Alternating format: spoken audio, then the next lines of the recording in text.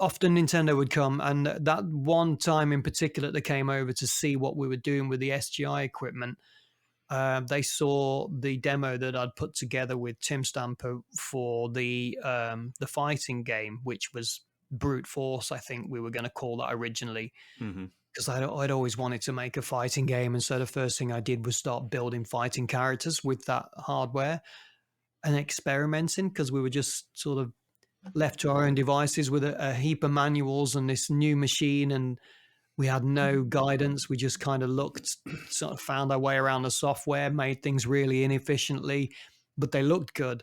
And when we saw that we could get something out of that, we started putting together some kind of demo. And it was around that time that Sega and Nintendo were pretty much head to head on the TV commercials, and the new film Aladdin had become this major blockbuster movie from Disney, and the next thing you know, Sega have got this amazing looking Aladdin game with Disney animation, authentic Disney animation, and it just looked great. And I think Nintendo were a little bit worried about that.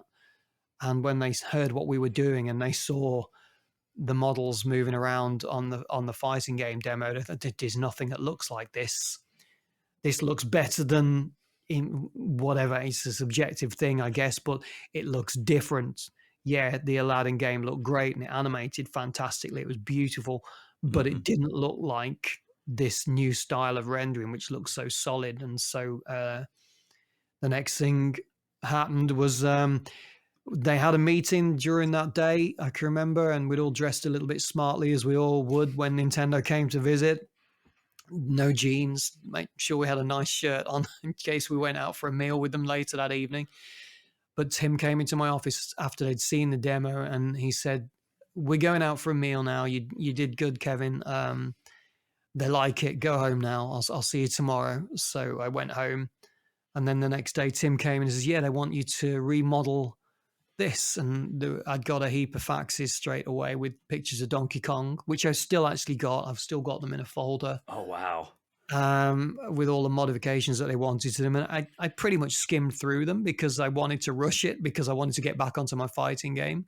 And I just basically put some Battletoads eyes onto the DK character and built that. And they loved it. But they just said, "Can you put a tie on the character so that it's got some kind of identity?" And yeah, we just started building up the team, and Nintendo then decided to take a larger stake in the company and start providing with as many tools as we needed, software and hardware. And then the team era was born at Rare, and we started to recruit a lot more people, trying to find people that were actually experienced with 3D modeling, more software engineers, better audio. We needed to really step up our game with the development teams. And so we built and converted the several barns which were dotted around the farmhouse premises, and it all got very sort of high tech and very secure because of the amount of equipment that we were suddenly using at the company. And yeah, it suddenly transformed in a year. The place went from sleepy farmhouse building with this going on upstairs on the top floor and a little bit of development over here to this rather corporate, newly fitted out, newly carpeted barn system where we'd got teams all working with all these high-end SGI machines. So. You talked about how the design process was somewhat passive with Donkey Kong and the redesign of that character. But for people who are listening to this show who may not be aware, you are the creator of Diddy Kong. So yeah, that's right. Yeah. So I guess, like, you know, that seems like a much more hands-on process than what you described as putting Battletoads eyes on the existing, kind of inspired by the arcade DK model, and then a tie as suggested by Nintendo. I mean, Donkey Kong is Shigeru Miyamoto's baby. He invented that character way before. As I said, when I was in the newsagents, that guy was already at the top of the girders with Mario trying to come and rescue the lady at the top. But So I got the opportunity to redesign him. And I guess I'm responsible for the redesign because he's a different shape. I actually based him on the shape of a mountain gorilla that was at our local zoo that we were very lucky to have close by at Rare. And I'd already developed the Battletoads. And so to make him look noticeably different, and I saw the characteristic on the gorilla at the zoo always look kind of disgruntled and not happy, unfortunately. So I did this kind of angry looking McDonald's banana shaped eyebrow.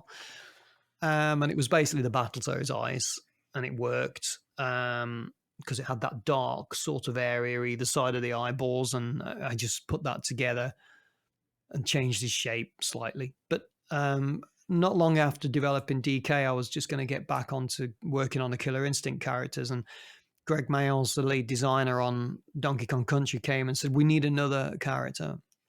It's got to be DK Jr.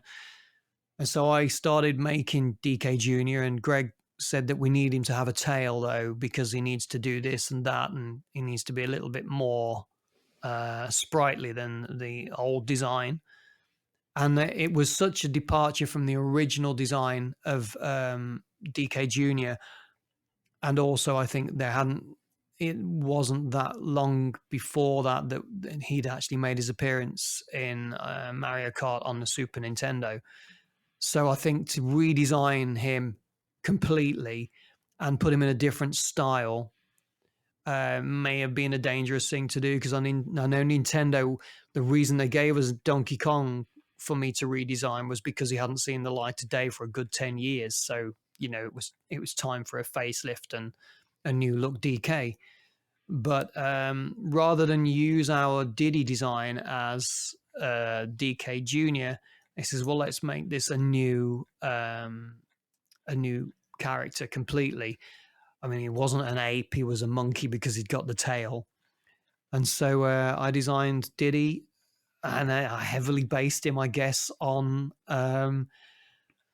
the Cocoa Pops cereal guy that we got in the UK. I don't know what they're called in the US or throughout the world, but the Kellogg's cornflakes, Kellogg's Ricicles, Kellogg's Frosted Flakes or Frosties all had their own character, didn't they, on the front of the box? And so the DK character, DK Junior character, which I made, which became Diddy, was what I remember seeing as a kid, which was a monkey on the front of a box with a t-shirt and a cap on. So I basically did that. I perhaps rushed him a little bit because I just wanted to get back onto my fighting game. But I'm so glad that I made him now, because he's a fun looking character. He's a silly looking character. And not only did he, sorry to pun, not only did he start in DKC and then had his own series of games, DKC 2, etc. It was when we got so far through what was RC Pro-Am, Adventure Racers, that Nintendo came along and said, can you put that main character, Diddy Kong, in there, because he's not going to affect Mario Kart, because he doesn't sit in Mario Kart. He's from a different environment, different universe.